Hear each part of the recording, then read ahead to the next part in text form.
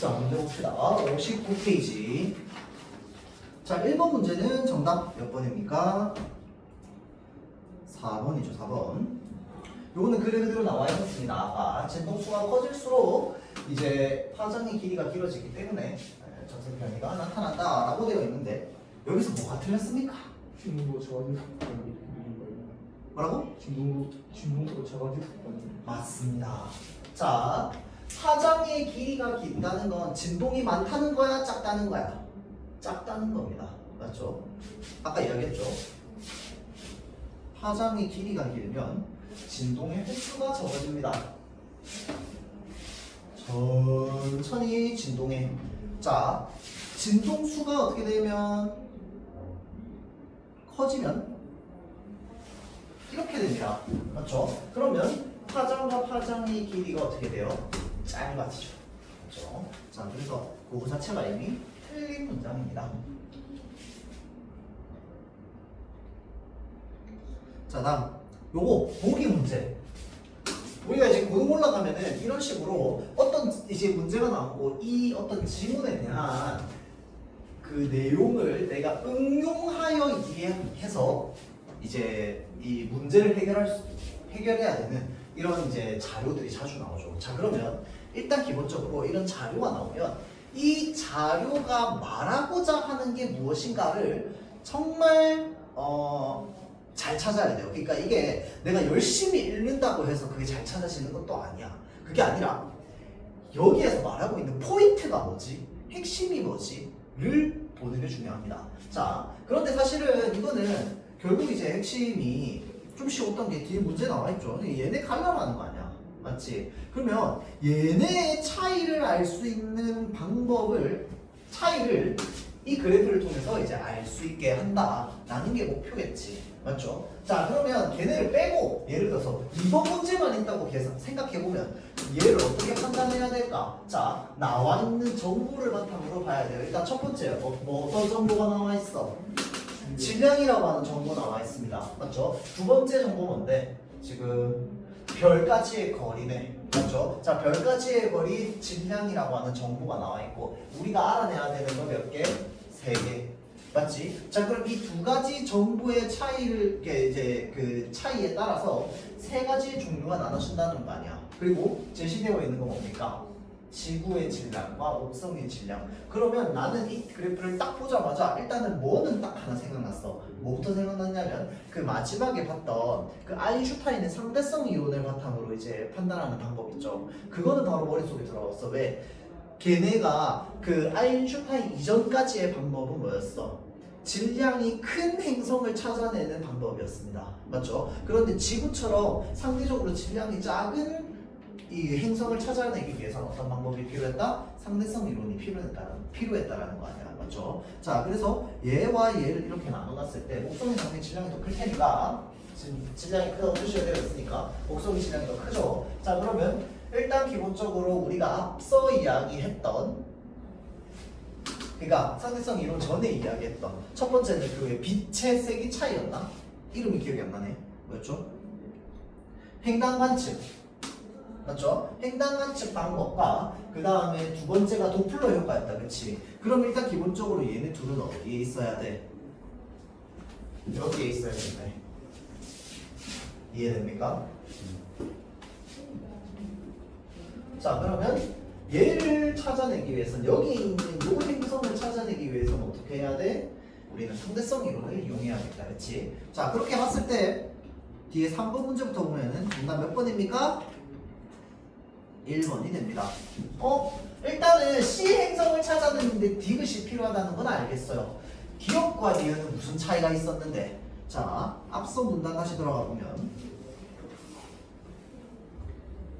요 문장이 있습니다. 이 방법은 별에 가까우면서 질량이 큰 행성들을 찾아내는 데 유용하게 쓰인다. 자, 다시 별에 가까운 애들을 찾아내기 위해서는 어떤 요 도플러 방식을 사용한다 라는 겁니다. 맞죠? 자, 그러면 그래프 봅시다. A, B 별까지의 거리가 짧은 애가 누굽니까? A, B야, A야? B죠.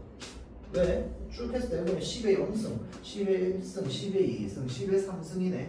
맞죠? 자 그러면 별까지의 거리 짧은 애가 누구야? 얘네. 맞죠? 자 그럼 얘가 뭐가 돼야 된다라는 거야? 도플러. 맞죠? 자 그렇게 봤을 때 뒤에 나오는 요 1번 보기가 1번 선지가 답이 된다라는 겁니다. 자 다음 2번 문제 한번 볼게요. 돌아와서 자 윗글을 바탕으로 보기를 해석한 것으로 적절한 것은 이 되어 있습니다. 자 정답은 5번이에요. 5번. 자, 이 그래프는 외계 행성 발견 방법이 특정 질량 이상의 외계 행성을 찾는 데 더 효과적이었음을 짐작하게 한다 라고 하는 게 무슨 말이었을까요?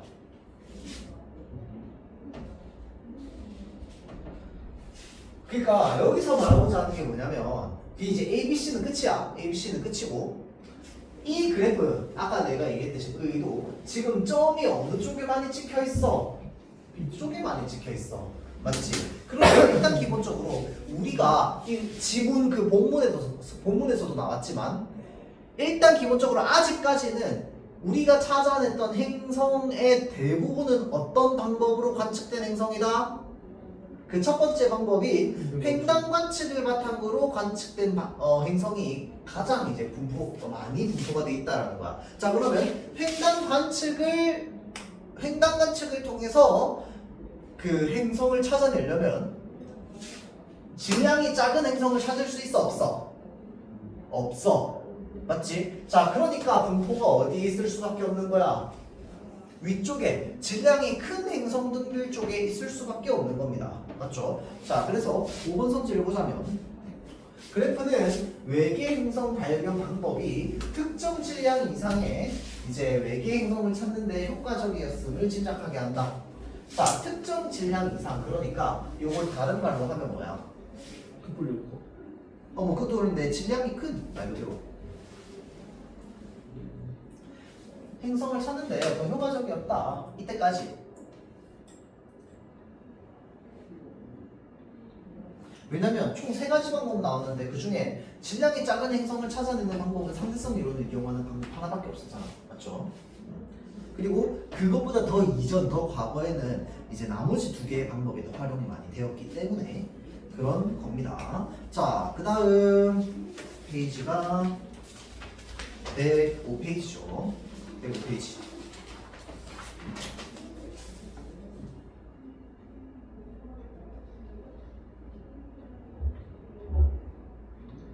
자, 시간이 좀 애매하네. 자, 일단은 요거는 답만 일단 불러주겠습니다. 자, 1번에 2번. 다음 2번에 2번. 자, 그리고 3번에 4번. 3번 문제만 보겠습니다. 자, 윗글과 보기를 읽고 보인 반응으로 적절하지 않은 것은 이라고 되어 있어요. 자, 이런 식으로 보기가 나오면 아까 이야기했었죠. 보기에 나온 의도를 내가 잘 생각하려고 해봐야 됩니다. 근데 도대체 이 보기는 왜 나왔지? 뭘 생각하는 것이 나보고 이걸 알아야 됩니다. 자, 볼게요.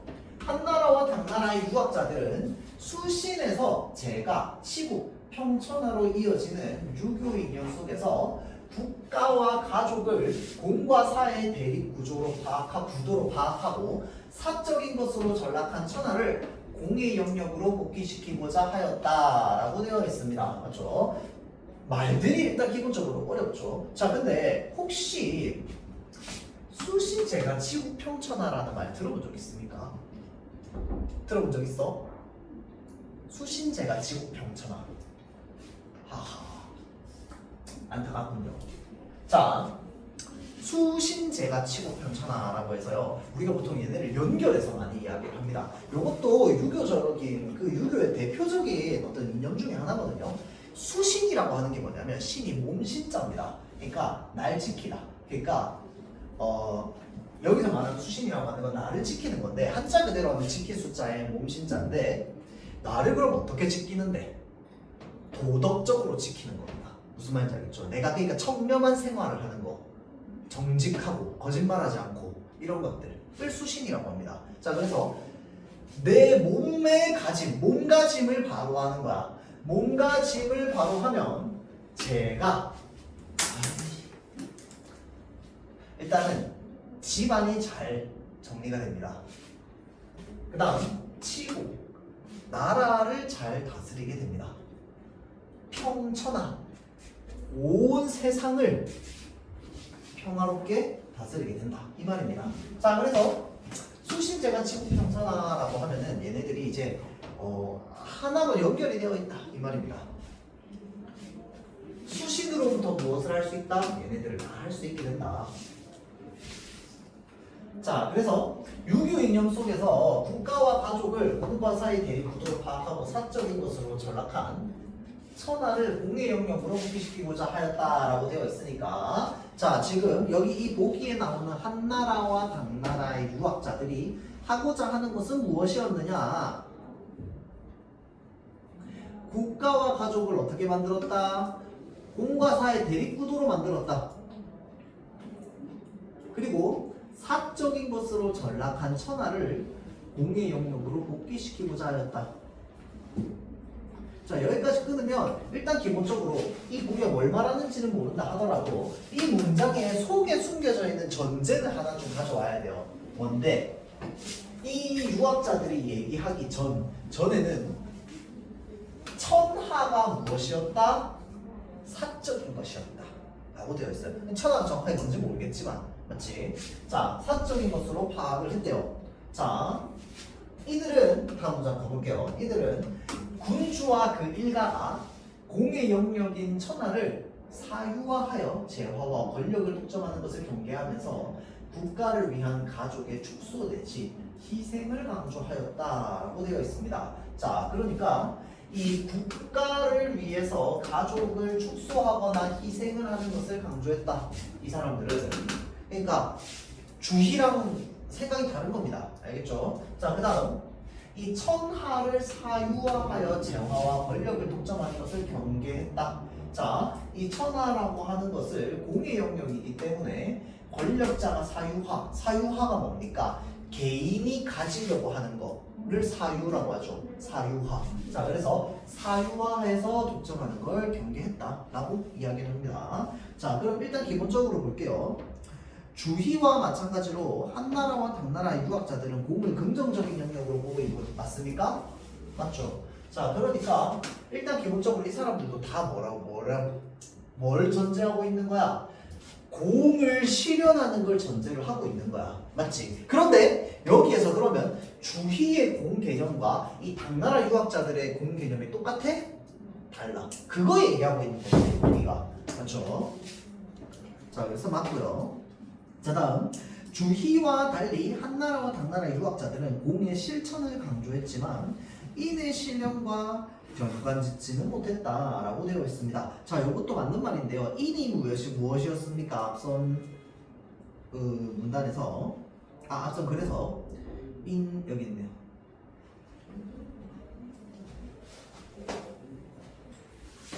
타인과 내가 하나 되는 거.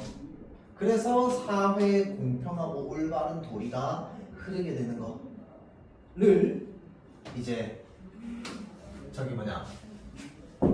인의 개념이라고 봤습니다. 자, 그러면 이 인의 개념 안에서 우리 국가를 위해서 너의 가족을 희생해 라는 말을 할 수 있습니까? 인의 개념을 바탕으로 하면 할 수 없어. 왜? 너의 가족을 희생해는 결국 뭘 말이랑 똑같은데 날 희생하라 라는 말이랑 똑같은 말이잖아. 왜? 우리 일체잖아.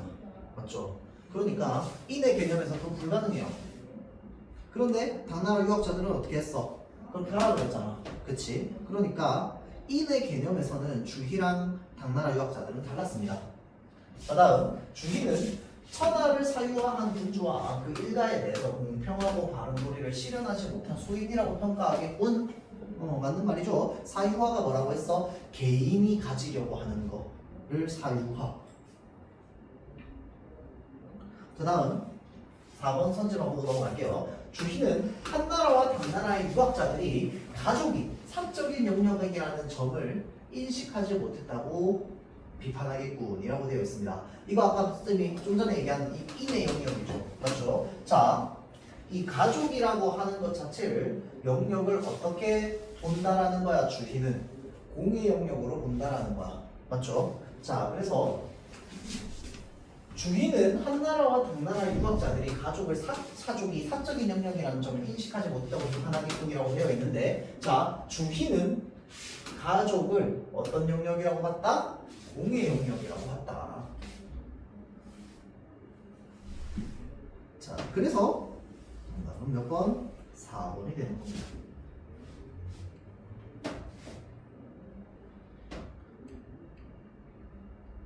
자, 이렇게 하고요. 그 다음에 이거 아웃표를 구두로 남은 산에 넘어가도록 할게요. 페이지 56페이지네요. 자, 요거는 좀 유명한 작품입니다. 이번에 여러분들 고등학교 교과서 개편된 거 알고 있죠? 그 개편된 고등학교 교과서 어떤 모 출판사에 이제 또 수록이 되어 있는 작품이기도 하고, 원래 고등학교 올라가면 좀 많이 읽게 되는 작품이기도 합니다. 자, 그래서 한번 보도록 할게요. 아홉 켤레의 구두로 남은 사내라고 해가지고, 일단은 요 앞 줄거리가 좀 있는데 간단하게 이야기를 좀 해주자면요, 이 나라는 인물이 있습니다. 1인칭 주인공 수점이에요. 자, 그런데 이 나라는 인물이 무엇이냐면 이 초등교사입니다. 초등학교 교사야. 그래서 이 사회의 일꾼으로서 성실하게 살아가다 보니까 적당히 먹고 살만해집니다. 적당히, 부자는 아니지만. 그래서 적당히 먹고 살만해지다 보니까 뭘 장만했냐면 집을 하나 장만을 했어. 집을 하나 장만을 했는데, 그때는 우리 지금 이제 아파트식이나 이런 거랑 다르게 여기 이제 1970년대, 70년대쯤이라고 생각을 하면 됩니다. 그래서 약간 그 한옥식 스타일 또는 이제 약간 연립주택 스타일의 약간 이런 집들이 이제 있던 시절이었단 말이야, 아파트보다는. 자, 그러다 보니까 그 집에 그 새방으로 내줄 만한 방이 하나 남게 돼요. 자, 그래서 이게 문간방이었는데 그 문간방에 이제 그 새를 이제 놓게 된 겁니다. 자, 그래서 이 새방에 누가 들어오게 되냐면 이 권씨라고 하는 사람이 들어오게 돼요. 새방살이로. 자, 그래서 이 나와 권씨가 이야기를 나누다 보니까 이 권씨가 과거에 어떤 사람이었는지를 이제 조금씩 알게 되는 거야. 이렇게 알고 봤더니 권씨도 사실은 그 시대에 대학까지 나온 엘리트였다라는 거야. 대학까지 나온 엘리트였고, 심지어 원래는 무엇을 했냐면 이제 출판사 직원이었습니다. 그때 출판사 들어가려면 좀 똑똑한 사람들만 갈 수 있었죠. 자, 그래서 이 출판사 직원이었는데 자기가 이제 본인도 그 집을 투자해가지고 이제 좀 얻고 하는 과정에서 이제 그 자신의 집의 입주권을 사게 됩니다.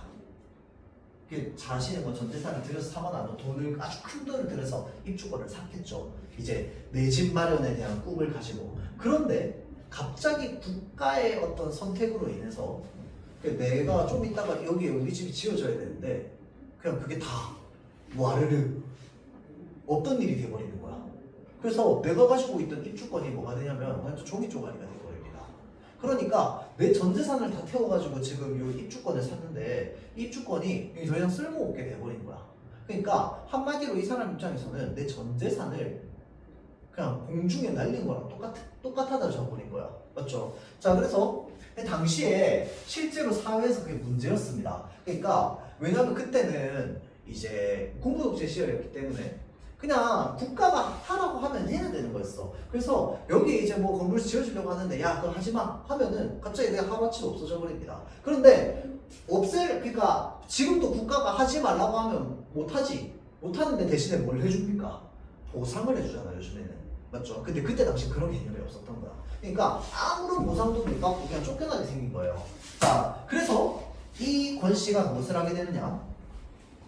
그 자기랑 비슷한 처지의 사람들을 모아가지고 시위를 하기 시작합니다. 투쟁을 하는 거죠. 투쟁위원회를 조직해가지고. 자, 그래서 그렇게 시위를 하다가 결국은 어떻게 되느냐? 경찰에 잡혀가게 됩니다.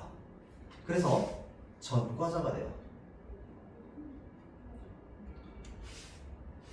그래서 징역을 살았습니다. 지금 감옥에 갔다가 나왔어요. 그랬더니 자기 원래 되게 똑똑한 사람이 웰리트지 않겠지. 그런데 자기가 감옥에 갔다는 이유만으로 아무도 직장에서 자기를 써주지 않는 거야.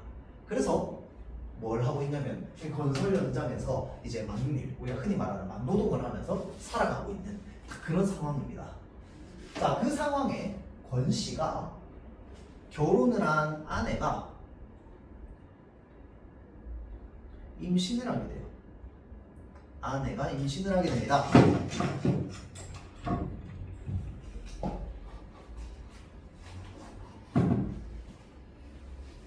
그런데 자 이제 여기서부터가 이제 뭔 내용인데 이 임신한 아내가 굉장히 위독한 거야.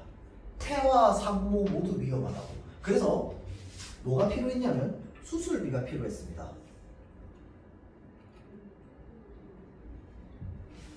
근데 막노동을 하고 있으면 은행 가서 돈 빌려달라고 하면 빌려줄까요? 안 빌려주겠죠. 직업이 없으니까. 맞죠? 자, 그래서 이 권 씨가 누굴 찾아가느냐? 나를 찾아갑니다. 집주인.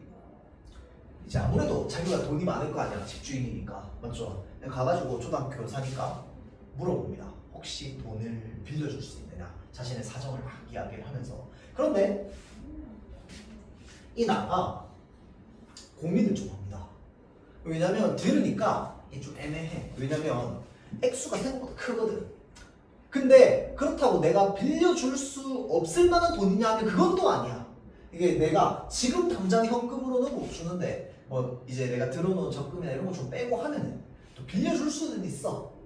거기 좀 애매한 거죠. 그래서 내가 생각을 합니다. 고민을 좀 해보겠다. 하다가 결국 어떻게 하느냐? 거절을 하게 됩니다. 나가 권 씨의 부탁을 거절하게 되고요.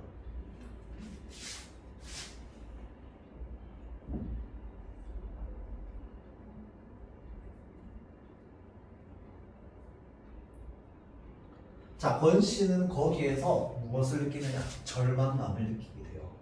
이 세상에 나를 도와줄 사람은 아무도 없구나 라는 걸 느끼게 됩니다. 자, 그래서 거기서부터입니다. 보도록 할게요.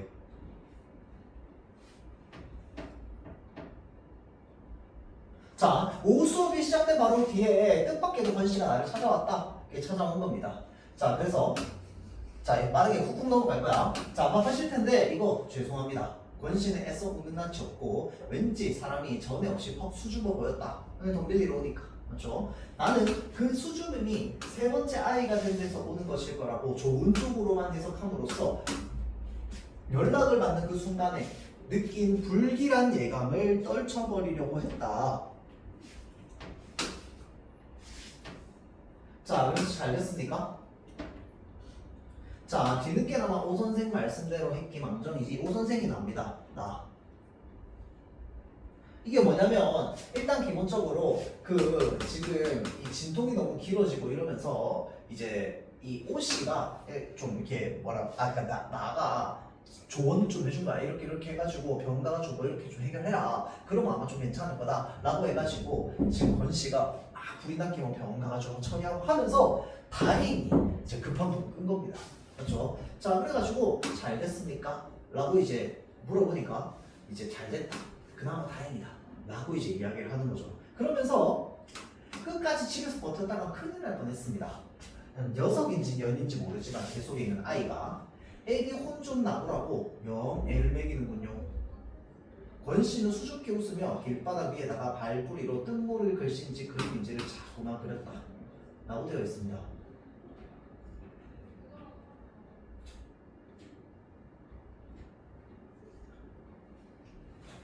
자, 수줍게 웃으며 길바닥 위에다가 발부리로 뜻모를 글씨인지 그림인지를 자꾸만 그렸습니다. 돈 빌리러 오니까 쉽게 말 못 꺼내죠. 맞죠? 자, 그러니까 머뭇머뭇거리고 있는 겁니다. 자, 그래서 지금 글씨인지 뭔지 자꾸만 그리고 있다는 게 지금 이 권 씨의 머뭇거림을 표현하고 있는 겁니다.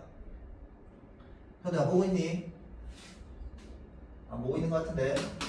자, 먼지가 풀풀 있는 언덕길을 터벌터벌 올라왔을 터인데 그의 구두는 놀랄 만큼 반짝거렸습니다. 자, 이게 왜 나라는 사람의 눈에 보인 거야? 이 사람 원래 뭐 하는 사람이야? 지금 공사장에서 막노동하는 사람이야, 맞지? 막노동하는 사람이 이렇게 반짝거리는 구두를 신는 일이 많습니까? 딱히 없어, 맞지? 그런데 놀랄 만큼 반짝거리는 구두를 신고 지금 나를 찾아온 거잖아, 맞죠? 날 찾아온 거잖아. 자, 그래서 나를 기다리는 동안 틀림없이 바짓가랑이 뒤쪽에다가 양쪽 발을 번갈아가며 문지르고 있었을 것이다 라고 해가지고 지금 계속 이 모래 여기서 막 이제 이 끝무릎 글씨인지 그림인지를 자꾸 막 그리고 있었을 거다라고 이제 생각을 하는 거죠. 자, 그러면서 딱 얘기합니다. 이게 본론이죠. 10만 원 가까이 빌릴 수 없을까요? 밑도 끝도 없이 그는 이제까지 수줍음이 쫙 가시고 대신 도발적인 감정 같은 걸로 그득 채워진 얼굴을 밀어내면서 내 면전에 대고 이제 부르짖었습니다. 자, 담배 한 대만 꾸자는 식으로 10만 원 소리가 허망히도 나왔습니다. 내가 잠시 어리둥절해 있는 사이에 그는 매우 사나운 기세로 말을 못하는 것이었다. 수술을 해야 된답니다. 엑스레이도 찍어봤는데 아무 이상이 없답니다. 모든 게 다 정상이래요. 모체 골반도 넉넉하고요. 조기 파수도 아니고 전치 태만도 아니고요.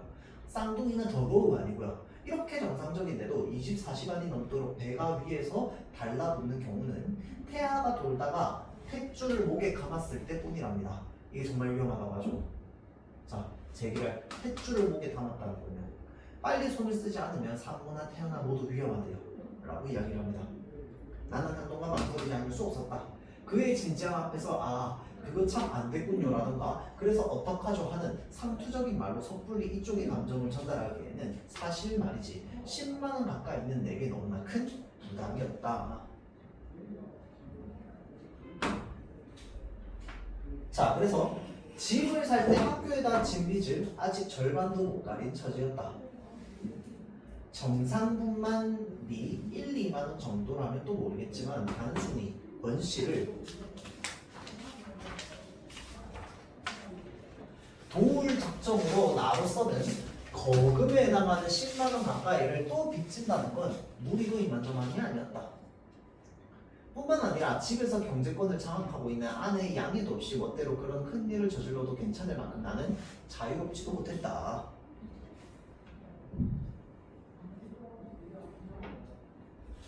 자, 그리고 중간에 생략이 좀 되어 있는데 다음 페이지로 넘어오면 다음 페이지입니다.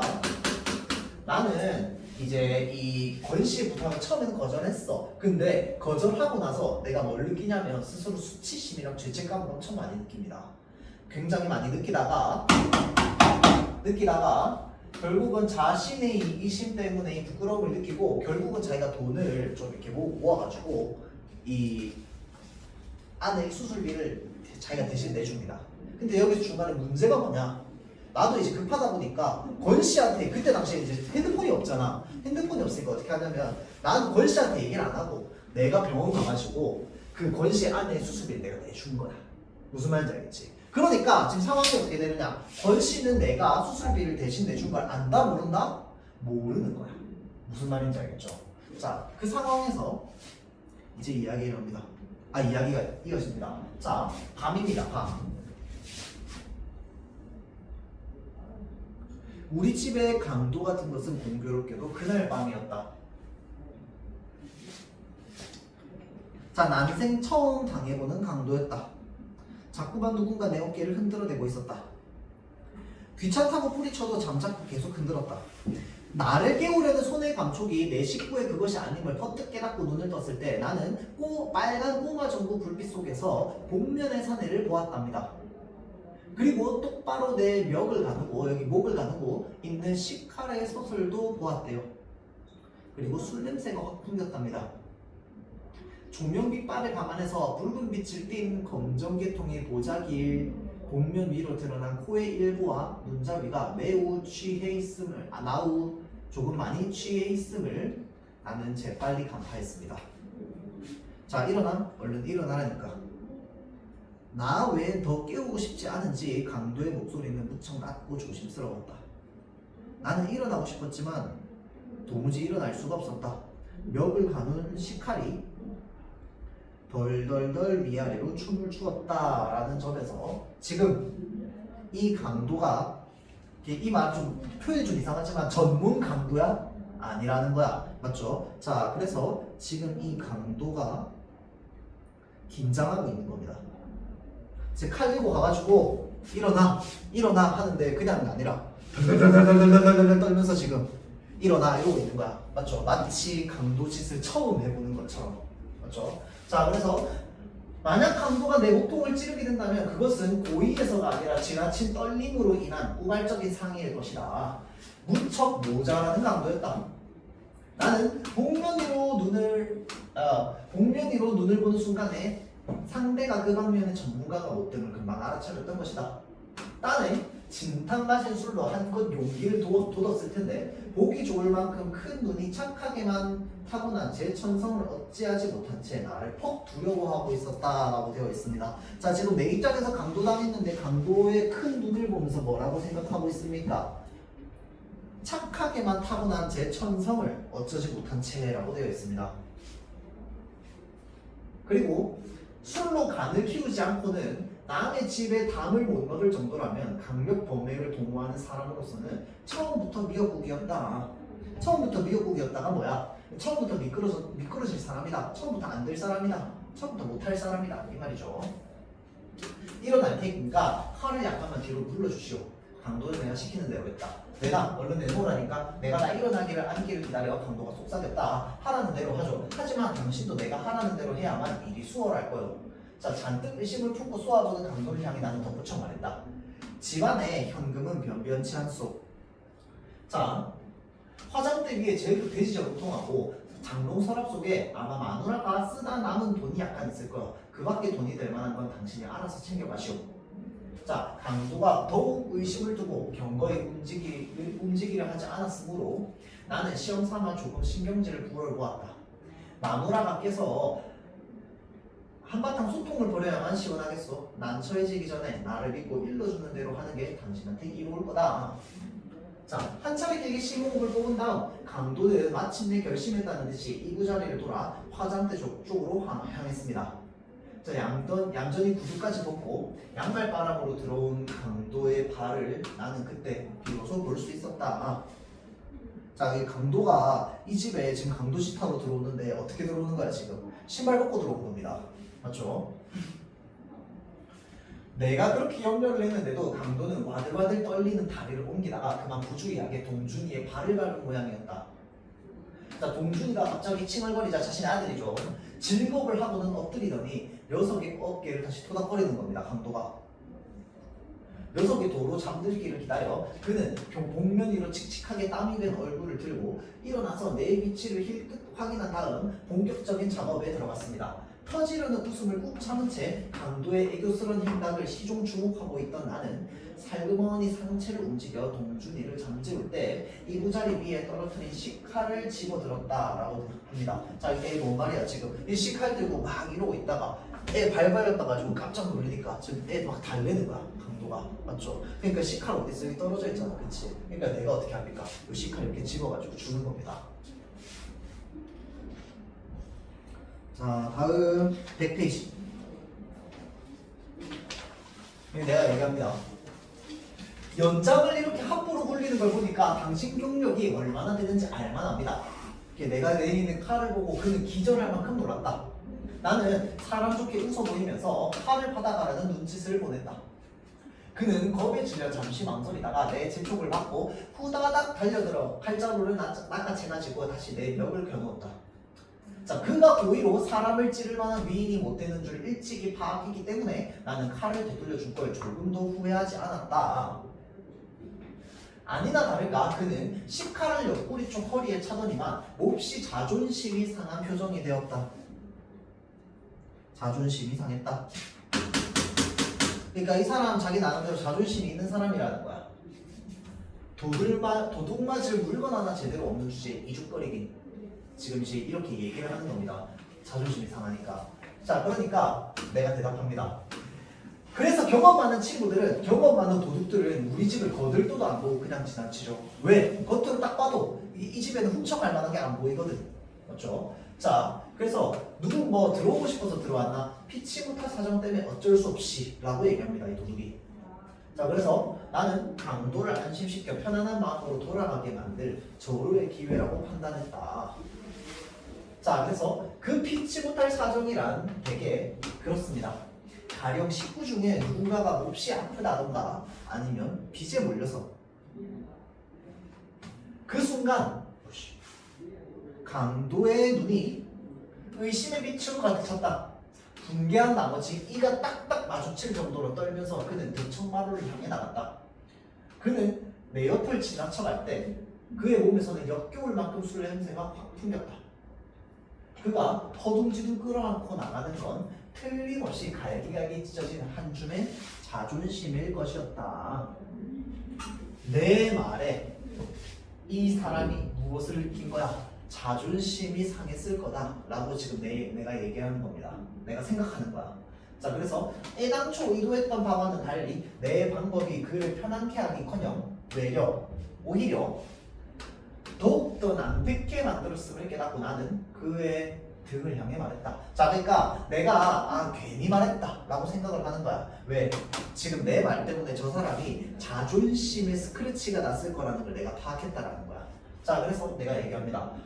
어렵다고 꼭 매로를 한 법은 없어요. 혹 누가 압니까? 당신도 모르는 사이에 당신을 아끼는 어떤 이웃이 당신의 어려움을 덜어주었을지 라고 이야기를 하죠. 자, 그러니까 이 강도가 얘기합니다. 개수작마! 그따위 이웃은 없다는 걸 나는 똑똑히 봤어. 난 이제 아무도 안 믿어 라고 이야기를 하죠. 자, 그는 현관에 벗어놓은 구두를 신고 있었습니다. 그 구두를 보기 위해 전등을 켜고 싶은 충동이 불현듯 일었으나 나는 꾹 눌러 참았습니다. 혹시나 켰으면 내가 아는 구두를 봤을 수도 있겠죠. 맞죠? 자, 그래서 현관문을 열고 마당을 내려선 다음 부주의하게도 그는 시카를 들고 왔던 자신의 본분을 망각하고 엉겁결에 어디로 갔답니까? 문간방으로 들어가려 했답니다. 자, 그래서 그의 실수를 지적하는 일은 훗날을 위해 나로서는 부득이한 조처였습니다. 왜? 그 사람이 문간방으로 들어가면 안 되잖아. 맞죠? 그러니까 어쩔 수 없이 나는 또 말을 뭐라고 할 수밖에 없었어. 대문은 저쪽입니다 라고밖에 얘기할 수밖에 없는 거야. 맞지? 그래서 그렇게 얘기합니다. 자, 그래서 문간방 부엌 앞에서 한동안 망연자실하고 있다가 자, 이윽고 그는 대문을 쪽을 향해 느릿느릿 걷기 시작합니다. 비틀비틀 걷기 시작했습니다. 자, 대문에 다다르자 그는 상체를 뒤틀어 이쪽을 보았습니다. 뭐라고 얘기하느냐? 나 이래봬도 대학까지 나온 사람이요 라고 이야기를 합니다. 자, 그러니까 자신에게도 자존심이 있는데 자신의 어떤 마지막 자존심인 거야.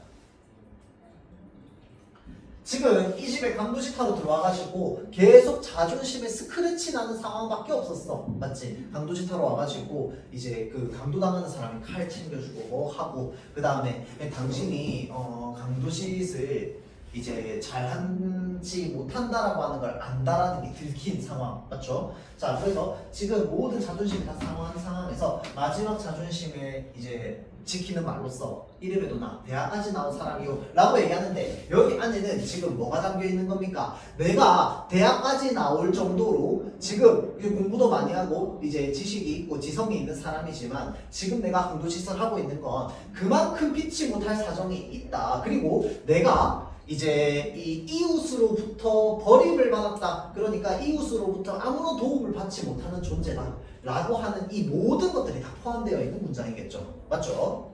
자, 그래서 내가 생각합니다. 혼자 속으로 누가 뭐라 그랬나? 느닷없이 그는 자기 학력을 밝히더니만 문을 열고는 보안등 하나 없는 치르게 어둠 저편으로 자진해서 삼켜져 버렸습니다.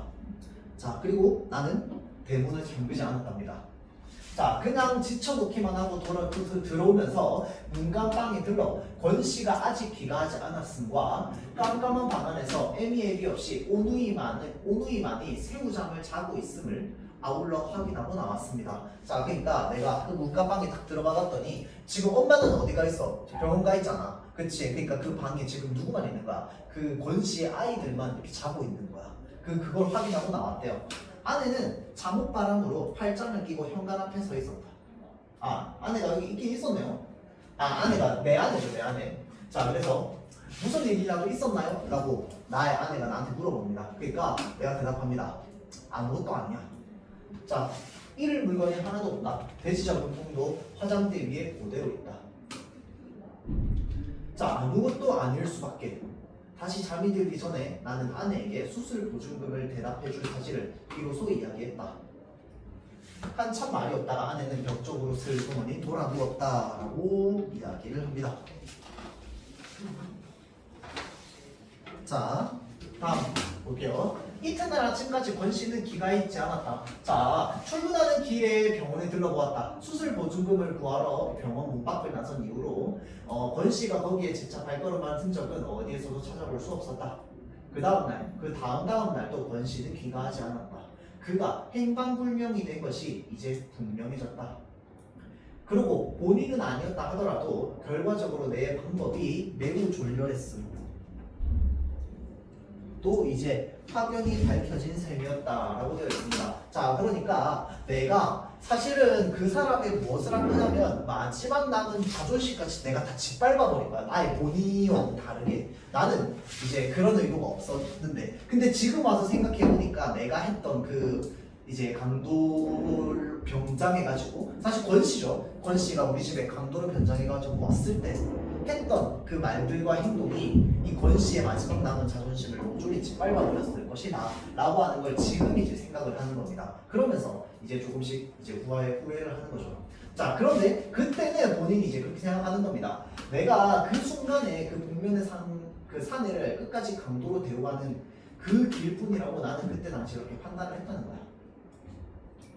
자, 그래서 이제 혹시 아느냐, 이제 주변에 당신을 아끼는 이웃이 당신도 모르게 그렇게 어떤 도움을 줬을지 또 모른다 라고 이제 그렇게 내가 그를 강도로서 그렇게 대우해 줬는데, 그러니까 차라리 그냥 그 권씨라는 걸 내가 알아채고 내가 당신 모르게 수술비를 대줬다 라고 말했으면 됐을 것을, 맞죠? 자, 그래서 이렇게 쭉 이제 이야기가 되어 있는 겁니다.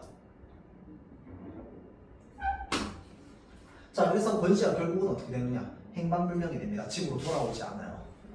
자, 그래서 제목이 뭐냐, 9켤레의 구두로 남은 사내입니다. 이게 왜 그러냐면 이제 10켤레가 이렇게 쫙 있는데 권씨의 구두만 안 보이는 거야, 그 신발장에. 그래서 남아있는 9켤레의 이제 구두로 남은 사내라고 하는 게 이제 이 소설의 제목입니다. 자, 그래서 요거 문제를요, 여러분들 그 다음 주 이 시간까지 해가지고 풀어오는 거게 이제 숙제입니다. 자, 그래서 집에서 다시 한번 이 소설들을 천천히 읽어보면서 중간중간에 여기 보면은 이제 이 작품의 해석이라든지 이런 것들이 좀 되어 있고요. 그 다음에 맨 뒤에 보면은 여기 빈칸 채우기 해가지고 또 이 작품의 어떤 의미라든지 이런 것들이 좀 담겨 있습니다. 그래서 얘네들까지 해가지고 숙제로 문제를 한번 좀 풀어보도록 합시다. 자, 여기까지.